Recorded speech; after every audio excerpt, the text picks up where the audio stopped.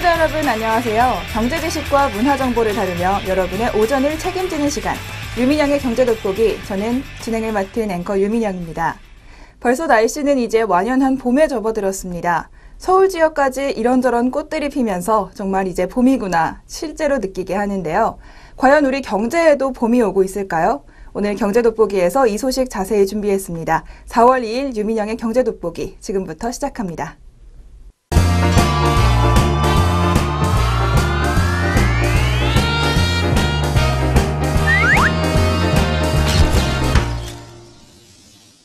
첫 순서는 최신 경제 이슈를 빠르고 깊게 들여다보는 시간, 동향 돋보기 시간입니다.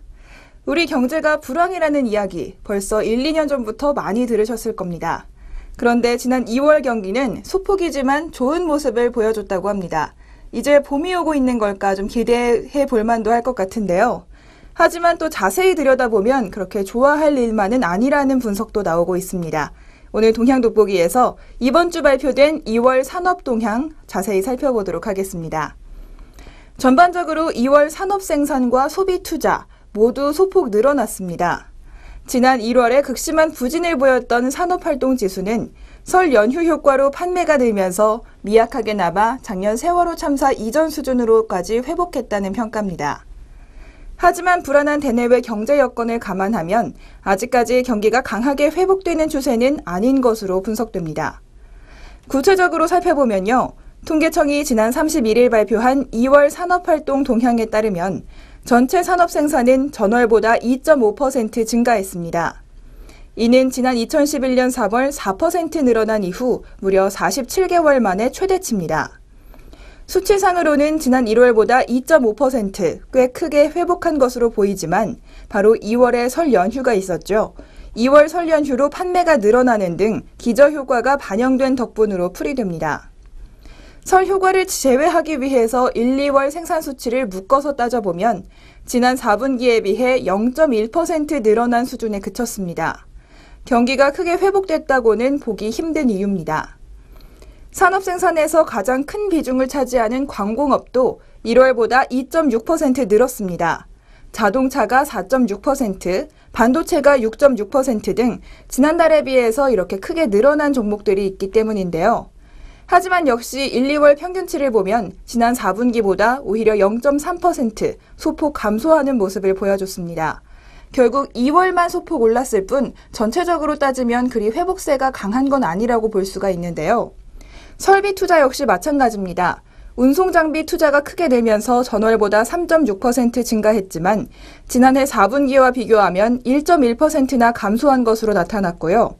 소비도 마찬가지 모습을 보여줬습니다. 소매 판매가 음식료품 비내구재가 4.2%, 의복 등 준내구재가 3.9%나 늘어나면서 전체적으로 2.8% 증가했습니다.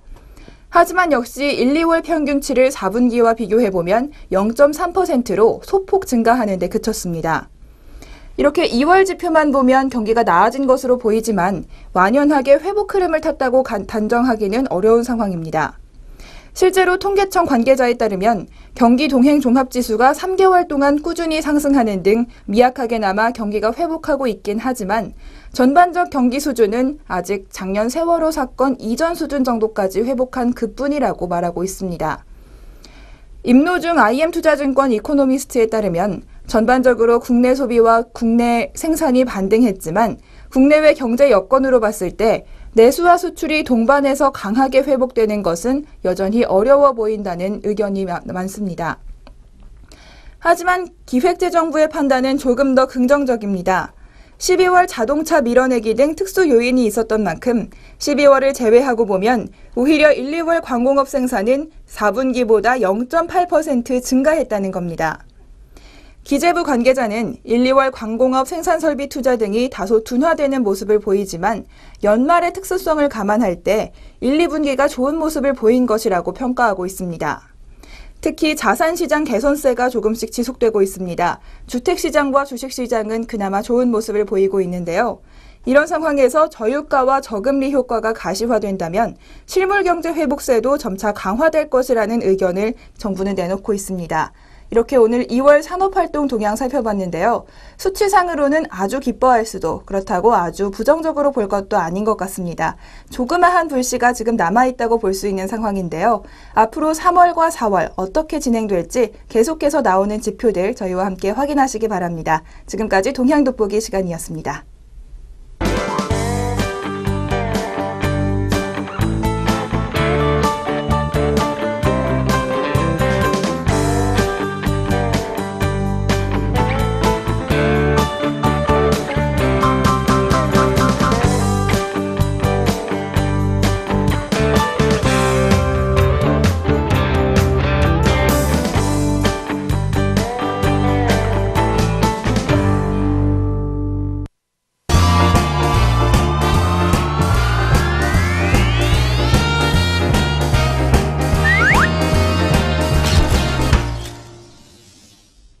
이번 순서는 아리송한 단어 확실하게 잡아가는 시간, 용어 돋보기 시간입니다.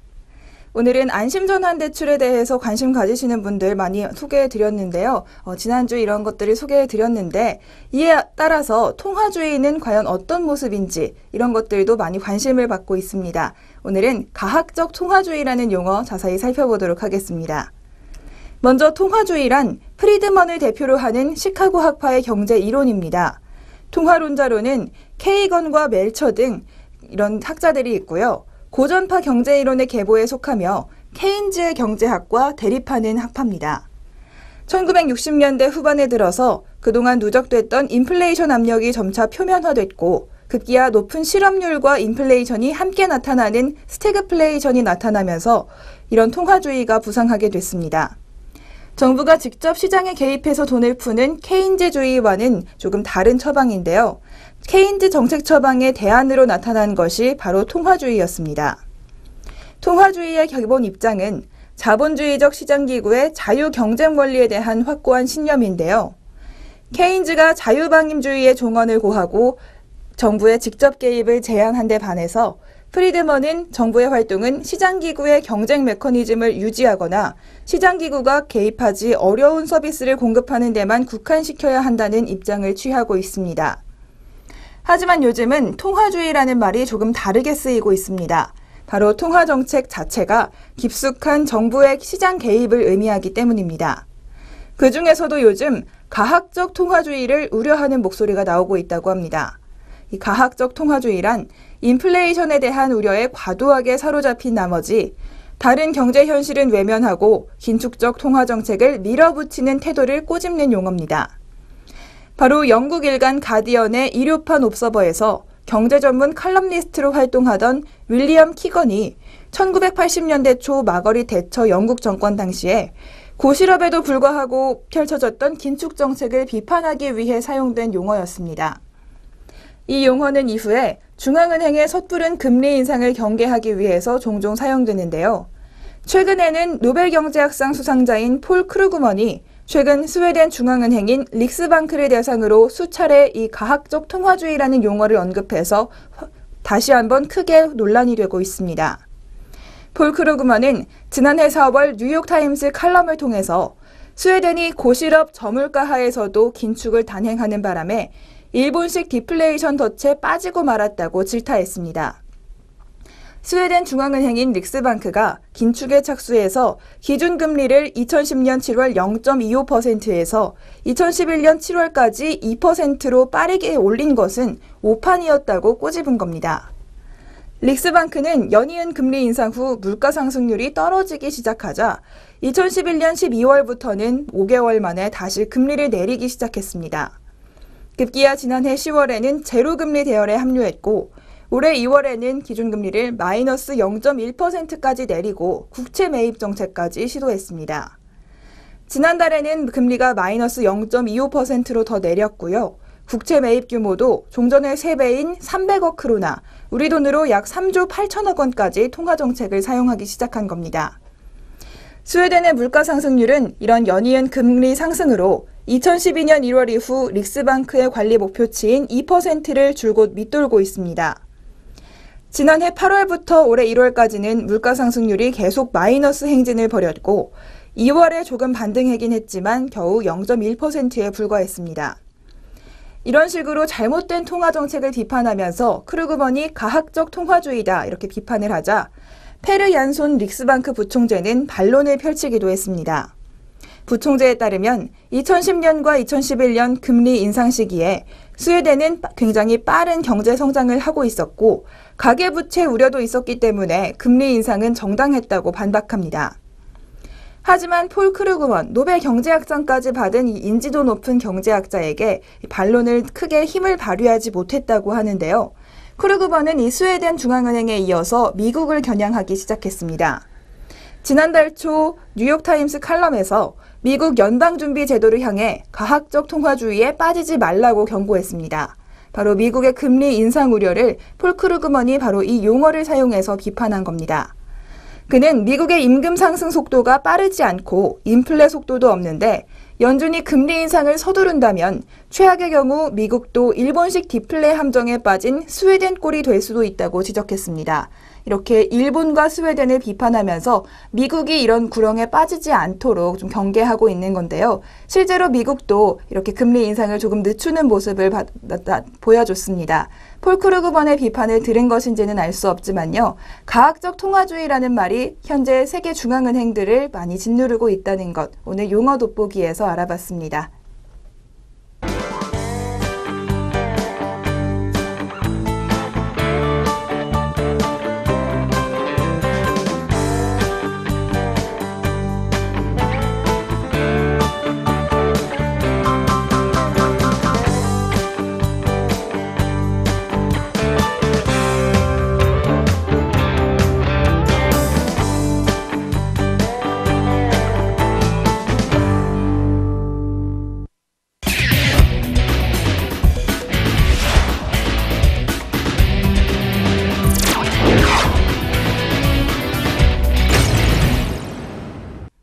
경제의 문화적 재미를 더하다. 컬처 앤 이코노미 시간입니다.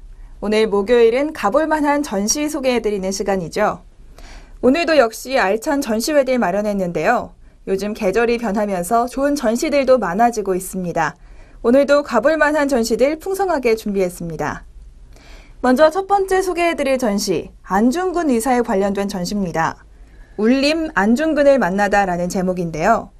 대한민국 역사박물관이 광복 70주년을 맞아서 지난달 31일부터 오는 6월 7일까지 특별전 울림 안중근을 만나다를 박물관 1층 기획전시실에서 열고 있습니다. 안중근 의사 숙모회, 안중근 의사 기념관과 공동 주최하는 이 전시는 총 3부로 구성되어 있습니다.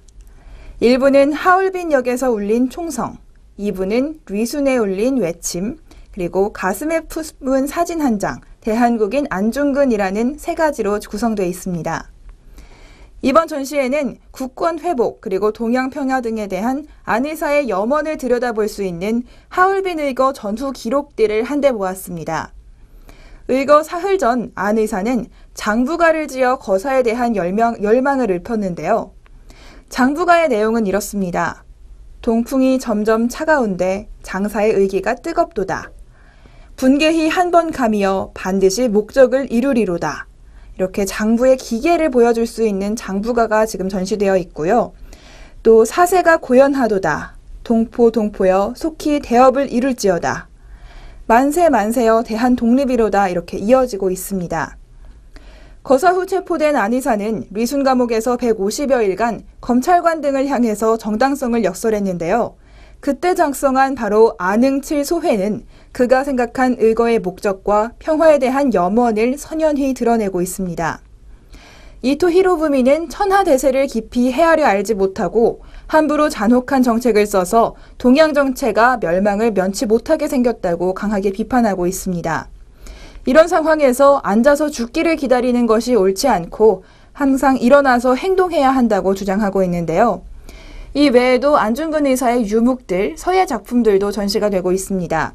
모두 리순 감옥에 있는 시절에 쓰여진 것으로 그가 지향한 삶의 자세를 보여주고 있습니다. 몇 가지 소개해드리면요. 박하거문 약지 일해라는 작품이 있습니다. 널리 글을 배우고 예법으로 몸을 단속한다는 뜻으로 열심히 공부하고 예법을 익혀야만 대업을 이룰 수 있다는 안 의사의 생각을 보여주고 있습니다. 또 적을 맞아 먼저 전진하는 것이 장수의 의무다라는 철학도 담겨 있고요. 또 동양 평화론과 관계된 유목 작품도 있습니다. 동양을 보호하려면 먼저 정략을 고쳐야 한다. 때를 놓쳐 실기하면 후회한들 무엇하리요 라는 호소로 일본의 잘못된 침략 정책이 동아시아에 끼치는 악영향을 경고하기도 했습니다. 이 외에도 류슨 감옥에서 작성한 정치론인 동양평화론도 처음으로 일반에 공개됩니다. 또 안의사가 천주교 사제에게 보낸 엽서, 그리고 안의사를 기리는 모습을 반추하는 전기영화 등 다양한 자료들도 소개되고 있습니다. 미국에서 나고 자란 안의사의 직계증송자 안도용 씨도 개막식에 참석했다고 하는데요. 이렇게 많은 한국인들이 안의사를 추억하는 것, 이 증손자도 고맙다고 말하고 있습니다. 오는 6월까지 진행되는 이 전시 오늘 먼저 소개해드렸고요. 다음 전시 하나 더 소개해드리겠습니다. 풍경으로 유명한 중국 수저우의 고전 원림 정원에는 어울리지 않게 큰 광고판이 있다고 합니다. 광고판에는 인민이, 오로지 인민이 세계를 창조하는 원동력이다 라는 마오쩌둥의 글귀가 써 있습니다. 이렇게 혁명적인 글귀와 아름다운 자연 풍광이 조금은 어울리지 않는 모습을 보여준다고 하는데요. 자연과 인공, 전통과 근대 사이의 괴리감을 풍기는 이곳의 사진을 중국 작가 리송송이 그린 그림이 전시되어 있습니다. 여러 개의 알루미늄 철판으로 나뉘어서 각 장마다 다른 기법으로 그린 그의 기법은 사진의 정치적인 느낌을 완화시키면서 괴리감은 신화시킵니다. 이렇게 회화의 독특한 매력을 보여주는 전시들이 진행되고 있는데요. 바로 40세 안팎의 젊은 그림 작가들 12명의 회화를 소개하는 그림자, 오늘의 회화 전시가 3월 19일부터 6월 7일까지 서울 삼성미술관 플라토에서 열리고 있습니다. 전시는 새롭게 주목할 만한 현대 회화의 흐름들을 보여줍니다. 사진을 찍고 그것을 다시 그린 그림, 전통적인 풍경화와 정물화 등 이렇게 카테고리가 나뉘어 있지만 이런 분류가 무색하게도 작가들의 독자적인 표현 기법과 발상들이 눈에 띄는 전시입니다. 온통 검은색으로 가득한 질리안 카네기의 작품, 직접 보지 않으면 매력을 확인하기 어렵다고 하는데요. 전통적인 정물화나 풍경화지만 그가 쓰는 색은 오로지 검은색뿐입니다. 이 중에서도 가로 세로 2m 크기의 검은 사각형이라는 작품은 얼핏 봐선 온통 검은색이지만 자세히 살펴보면 물감의 거친 질감으로 묘사된 어두운 숲이 드러납니다. 또 백현진 작가의 평상심은 2010년에 그렸고 최근에 한 번 더 그렸다고 합니다. 처음에는 형태를 갖춘 유화로 그렸지만 최근에는 석탄과 연필 등 다양한 매체를 동원한 낙서로 작품을 뒤덮었습니다. 구체적 형태가 있는 그림 위에 추상적인 형태로 새 그림을 그려내면서 기존 작품을 업데이트하는 방식으로 자신의 관심이 구체에서 추상으로 옮겨갔음을 표현한 것입니다.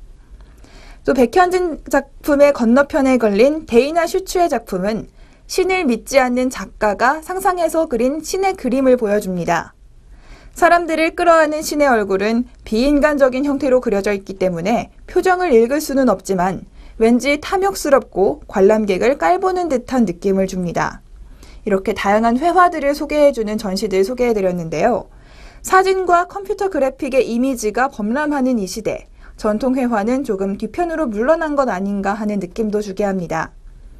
하지만 이 전시회의 작품들은 붓과 물감으로 만든 회화들의 변하지 않는 매력을 보여주고 있습니다. 이렇게 오늘 회화 작품전까지 두 전시 소개해드렸습니다. 지금까지 컬처 앤 이코노미 시간이었습니다.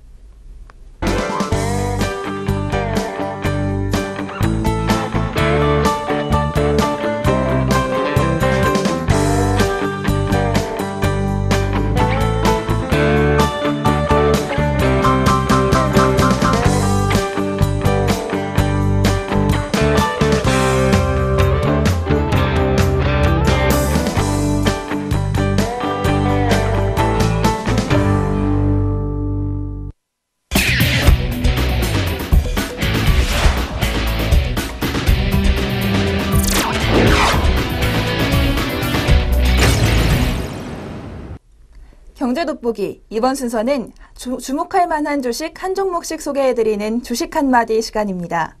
오늘은 NC소프트에 대해서 자세히 알아보도록 하겠습니다.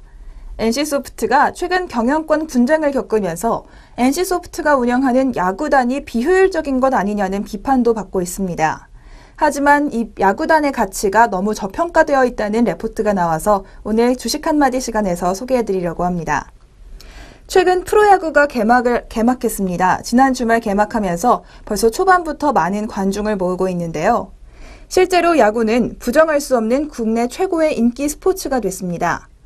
작년 프로야구 총 관중은 650만 명으로 프로축구가 200만 명, 프로농구가 100만 명인 것과 대비하면 각각 3배에서 6배 정도 많은 관중을 불러 모으고 있습니다. 하지만 여전히 국내 프로야구단은 그 가치를 제대로 인정받지 못하고 있습니다. 미국의 경우 30개 구단의 총 가치는 약 350억 달러로 구단의 매출액 대비 평균 4.6배, 관중 1인당으로 따지면 약 490달러의 가치를 부여받고 있습니다. 물론 미국의 프로야구는 중계권료의 규모나 관중 수입 등 모든 면에 있어서 규모가 우리나라와는 비교가 안 될 정도로 크기 때문에 직접 비교하는 것은 어렵지만 국내와 그리고 미국에서 야구가 스포츠로서 갖는 위상이 비슷하다는 점을 고려한다면 우리나라에서도 야구단을 단순히 돈 먹는 하마라고 치부해서는 안 된다는 주장이 나옵니다. 이웃나라인 일본에서는 이미 2000년대 초반부터 인터넷과 게임사들이 야구단 인수에 적극적인 행보를 보이고 있습니다. 닌텐도의 사장인 야마우치 히로시는 1992년 메이저리그의 시애틀 메리너스를 인수했고요. 또 소프트뱅크 또한 2004년 후쿠오카 다이에호크스를 인수했습니다. 가장 근래에는 2012년 게임 회사 디나가 요코하마 베이스타스를 인수하며 야구단 사업에 뛰어들었습니다. 이렇게 인터넷사들 그리고 게임사들이 야구단 인수에 적극적이었던 것, 바로 야구와 게임은 모두 광의의 엔터테인먼트 사업으로 마케팅 및 잠재적 고객 확보 측면에서 야구단 인수가 게임업과 시너지 효과가 클 것이라는 판단이 깔려 있습니다. 게임 중에서도 모바일 게임은 온라인 게임보다 유저층이 넓고 다양합니다. 즉 20, 30대 남성이 주 고객층이던 온라인 게임만을 영위하던 때는 야구단 보유에 따른 시너지가 제한적이었지만 모바일 게임 진출에 따라 더 많아진 잠재 고객들에게 NC소프트 그리고 NC다이노스의 브랜드를 알릴 수 있는 기회가 되기도 합니다. 이에 따른 시너지는 앞으로 더욱 커질 것으로 전망되는데요. 따라서 최근 논란이 되는 NC소프트의 야구단 운영에 대한 수익성 비난은 다소 근시안적이라는 주장이 나옵니다. 오히려 야구단의 보유, 모바일 시장 진출과 창출한 시너지에 주목해 볼 만하다고 지금 레포트에서 주장하고 있습니다. 지금까지 NC소프트, 야구단 보유와 관련해서 주목할 만한 하나의 포인트 살펴봤습니다. 주식 한마디 시간이었습니다.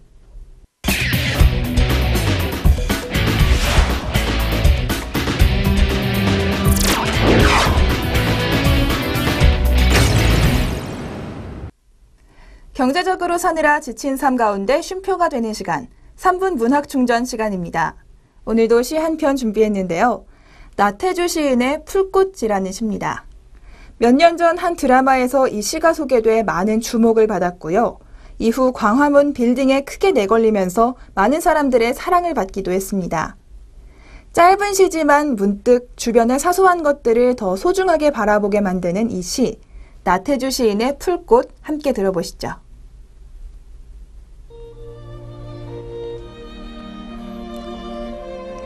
풀꽃, 나태주. 자세히 보아야 예쁘다. 오래 보아야 사랑스럽다. 너도 그렇다.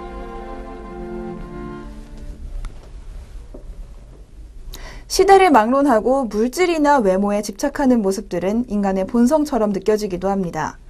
첫눈에 보고 사람을 판단해버리면 외모나 배경 같은 눈에 보이는 것만 보게 되는 것이 사실인데요. 하지만 이 시에서 나온 것처럼 자세히 그리고 오래 바라본다면 예쁘지 않은 사람이 없지 않을까 하는 생각이 듭니다.